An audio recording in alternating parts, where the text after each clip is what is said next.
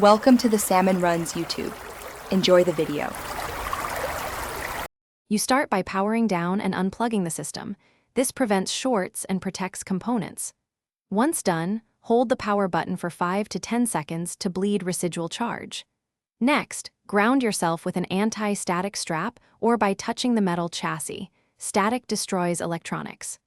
Remove the case side panel and position the PC so you see the GPU. Note the type and orientation of its power connectors, 6-pin or 8-pin, and locate the PCIe slot latch.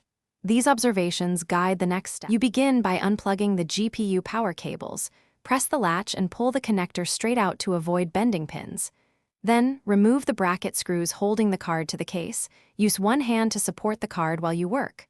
Once screws are out, depress the PCIe slot latch. This unlocks the card.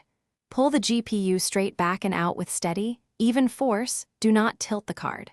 Finally, set the removed card on an anti-static mat or bag to protect it. You align the new GPU with the PCIe slot and press down evenly until the latch clicks. This secures electrical contact. Once seated, screw the bracket to the chassis so the card cannot flex. Reattach the correct power cables, 6-pin, 8-pin, or both, and route cables to avoid fans. Power on the PC, install or update drivers, then monitor boot status and temperatures. If you see no display, make sure the card is fully seated. The PSU cables are plugged, and test with another display cable before troubleshooting further. Thanks for watching. Consider subscribing if we helped you.